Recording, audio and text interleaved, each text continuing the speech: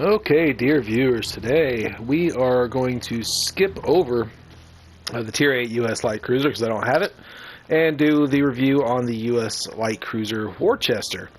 This is absolutely one of my favorite ships ever, so if you're looking for a Bureau project, please get the Worcester. This thing is fun. So the build is not too different than my other recommended builds for the other U.S. Light Cruisers. So let's open up Norman Scott here. We are going to stick with Kuznetsov and Membelli. Actually, take that back. We are going to be running preset 2. Excuse me. But where we are going to go fire spammer. Worcester is a daka ship, so lots and lots and lots of shells being lobbed at the enemy. So we are going to stick with fire spamming build. So Haguro giving us a boost in HE shell fire chances, as well as range. Combine that with Membelli, increasing our reload time, or decreasing rather, is great. We got the shell grouping, which is wonderful. Keeps the shells tight and accurate. HE buff. HE buff. I like to know who's shooting at me. You could switch to AP, but like all the other U.S. Light Cruisers, AP is not really all that special. So there's not a whole lot of point in my mind to boost into punch through on the AP build, or excuse me, on the HE spam build. Now Norman Scott, I also run him for my heavy cruisers, which I likely will do heavy cruisers next. So it'll showcase the different presets between Scott's HE and Scott's AP damage build, which is slightly different. Basically, I run punch through and beyond range instead. Everything else is the same. Then, of course, fixated for accuracy and refill station for increased fire rate there. So wonderful. So with all that, Worcester on her HE shells, 4.1 seconds, 2200 max damage, fire setting chances of 12%, and a chunky range of 18.6 kilometers. More or less, you can shoot just about anything on most maps from almost anywhere on the map. You have a very, very important role to shoot what you can see, fire spam what you can see. So as far as DPM, this thing is a monster. Love it. AP shells, nothing super special, 3520. So if you already got fires going, there's no point in continuing in with your fire spam. Might as well switch to AP and try to milk that superstructure as much as you possibly can. But very good when it comes to HE shells. We got damage control party times infinite. It's pretty standard. Sonar up to 3.1 kilometers on torpedo acquisition and ship acquisition on 4.4. This is more for me just kind of a peace of mind thing to pop it, not really for spotting purposes, but it gives you a pretty good safety net when it comes to spotting torpedoes before they get too close to you. Now this one absolutely is beautiful. Love it. Love having radar on my ships. It's only 9 kilometers, so it's not the longest. I don't have this thing set up as a sneaky detectability, detector cruiser build, but I believe you can get it pretty close to one. I don't think it can technically get low enough on its concealment to be a radar cruiser, which means that your detectability is the same or less than your radar. So I know a lot of Russians can do that, but I don't think this one can. And then, of course, we got Heal Consumable, which is a good little safety net to have as well. Now, you could swap out sonar for AA, so if you wanted to be a boost, you could. You could swap out radar for a catapult fighter. Again, part of AA, maybe you want to run Arthas. Not really. Arthas might be fun to kind of experiment with, but we're not going to run with that. So you do have a couple options on that. Survivability, we got 45,400 hit points available to us. Armor is nothing to balk at, or excuse me, nothing to freak out over. Artillery, we already covered that. AA defense, 98. Now this is without speccing into AA. So if you wanted to go full AA, you can, but this thing is already so dang good. I feel like I'd rather boost its firepower. Maneuverability, pretty maneuverable, 34k top speed, 740 meter turning circle radius, and a rudder shift to 8.1 seconds. Concealment, I got her down to 11 kilometers. Now that is with a full camo spec'd out to max. We have guaranteed detectability range of 2 kilometers. Fairly certain that's the same no matter what the ship is. Stats, we don't care. Actually, I do care. What do I got? 100% win rate in AI. Yes. Because we all care about AI matches. 33, god awful. But again, check out the XP, 1500k XP. Okay, just let that sink in. So even though my win rate is 30, and this is the story with the Cleveland as well, and a couple other ships that I have. And again, I primarily am a solo player, so there's something in there. But I've only played 12 matches, so maybe it'll get better, maybe it won't. I don't know. But average XP per battle, 1500. That is pretty damn good with a 33% loss rate. It is what it is. Again, a lot of this, it is a team game. So if your team doesn't do anything, you can be the best player in the world. Not that I am, but Worcester, I think it has a little bit better carry potential than the Tier VII Cleveland does, but it's still pretty difficult to carry, but it does have a bit more chance on that. Armor, she's a light cruiser. Not much armor to be said. Pretty much anything can overmatch her. You get some angling. You got a little bit of protection there in that bow if they want to shoot the tip there. You do have a decent belt armor at that point. But if you get anything with lobby shells, tear right through you.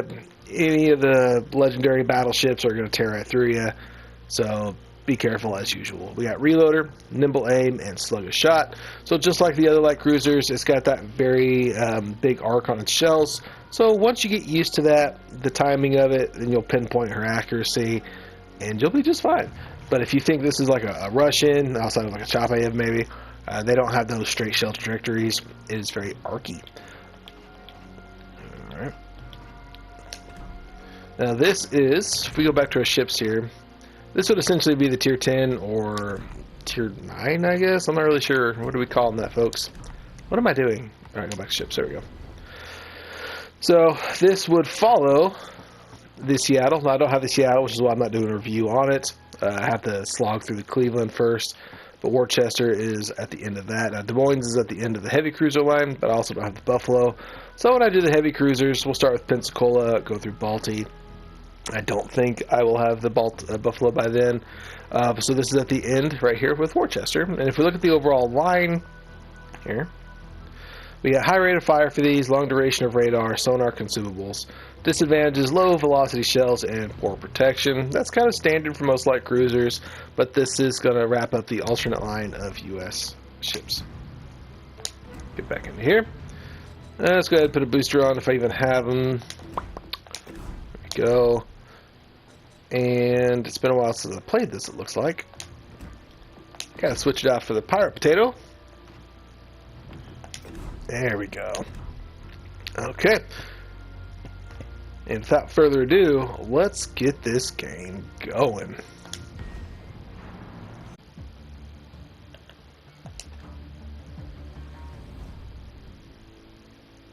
Alright, we are on shards. We got the favorable spawn here on the flank behind all the islands. I like what I see. Gdansk, Shima, Stalinchad, Alaska, Delaware, Yamato, Prusen, Conquer, and Conquer. Alright. Alright, we got a pretty good showcase, a pretty good setup here for this ship. We don't have a DD on our side, which is disappointing. I doubt Hindenburg's going to push. Part of the UAE clan. I'm familiar with that name. Now again, typically Wargaming mirrors the spawns. So across from us should also be two cruisers and a battleship.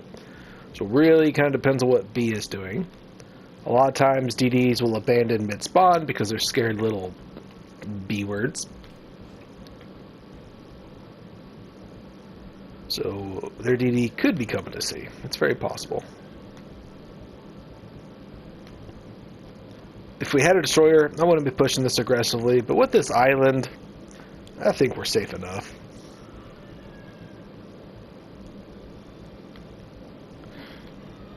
Enemy force sighted on the horizon.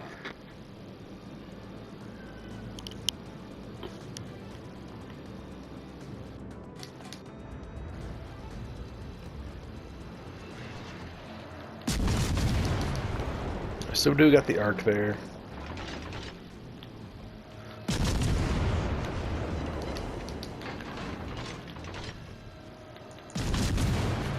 fire on the Delaware. He's going to not put it out, so we're going to shift our fire to Alaska. Try to get this DPM moving. And here we go. We've got hybrid battleship problems. You can see I need to adjust my fire on this Alaska. I'm not leading him nearly enough. Alright, he only got one on me. Woo! Alright, let's push back in.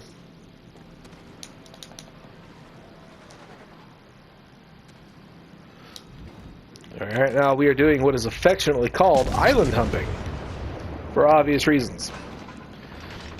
Delaware can smack us, and with the hybrid battleship ability, he could also push me off this position.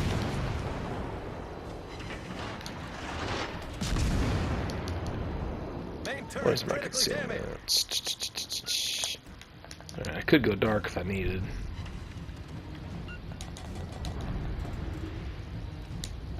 Alright, they got another cruiser somewhere. Not really sure what he's doing. Looks like BCAP is coming to sea, or at least one of their battleships is. If you're playing this in any ship, just be careful, because a lot of times torps will go straight through this gap. Because most players kind of do something similar to what I'm doing. I don't want to go out too far because the Yami is pushing.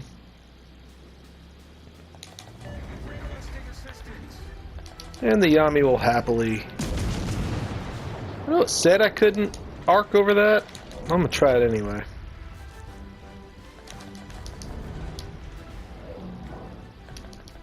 Now, this could be stupid.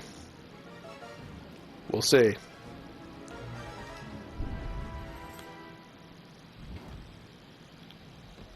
Still sits I can't hit him. Alright, there's my Conquerors. There's Yami. Yami's pushing. So I'm going to go ahead and back out. There's no point in me staying right here.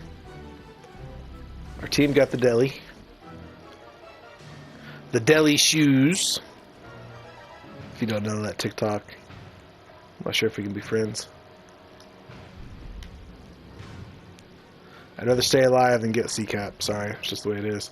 I'm waiting for him to shoot, in case you're wondering what the hell I'm doing. Because I'm too far out to really start fire spamming him. And his guns are turned right at me.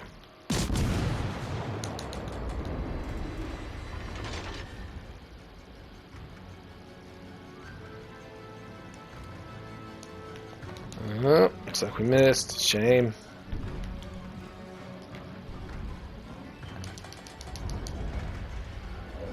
Get him lit up again. Again, without a spotter, this does get difficult.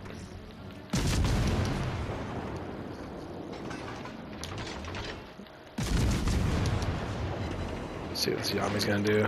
Alright, we got away with it. Yeah, definitely not favorable. It's not a great spot to be in, but it is what it is. We got 3 fires. Really haven't done much in the way of damage. It's sad, but...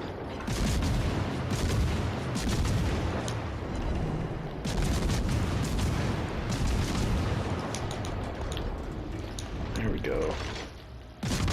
Front guns, yep.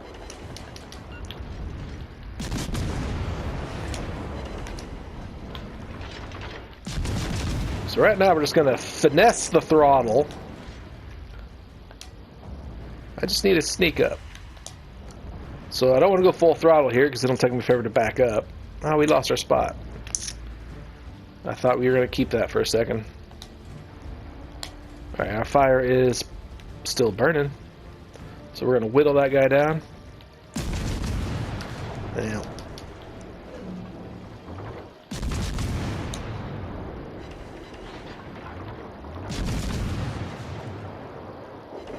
This gamer, his fleet's called Foreskin. That's funny. Now goes Yami. Let's push forward, take C, point our nose towards those 2 Conquerors, creep it on B. Ooh, Alaska's alive still. Map awareness, everybody. Map awareness. We should be able to... Shiza.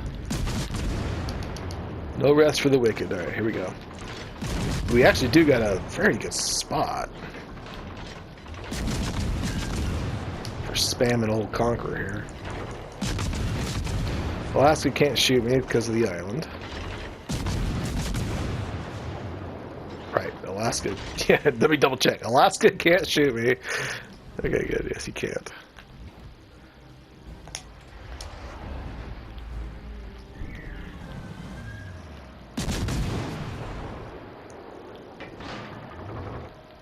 I am radared by the Alaska, but I still don't think these Conquerors can shoot me.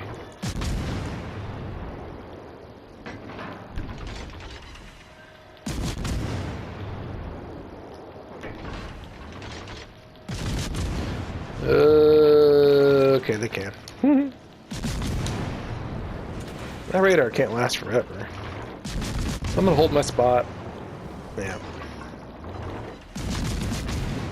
Fire spam activated. So we're trying to get fires on the back and the front of this guy. Gotta hit him first, of course. Looks like he's charging the island, so I can't spam him.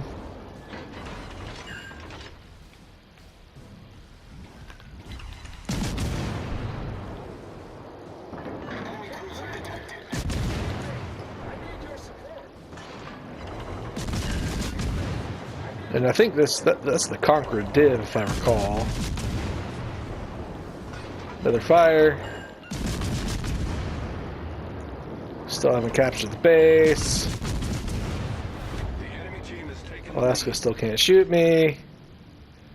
So we should be sitting pretty here, folks. And this is what the ship excels at, you know, finding a nice little cozy spot. It obviously works best with teammates, spotting, which we got. So, we are doing good. Now, I'm not going to move. It's just no point. That Alaska is nearly dead. Our cruiser or our battleship should both finish him off. Is he still burning? Let's try to get another fire on this guy.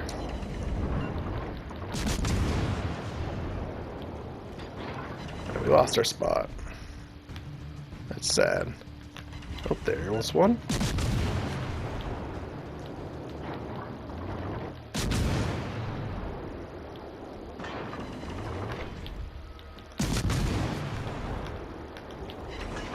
Alright, we got a wither. But our team, sadly, is gone. It's okay. We still got this. I'm going to change my position here.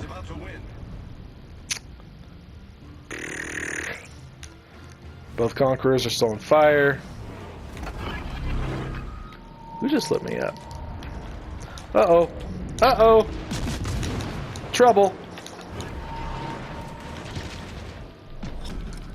Battle ends in 5 minutes.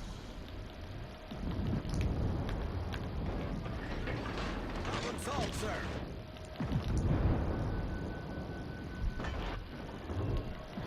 Alright, we know those Prusans got a heck of a reload on them. So this is just goodbye territory, you know. We know we're not going to make it. We're going to do our best to set them on fire. Oh, there we go. Well, we didn't get the win. Again. Which isn't completely unheard of in this ship. For me, like I said, 33% win rate. You know, we were stuck on C for a while.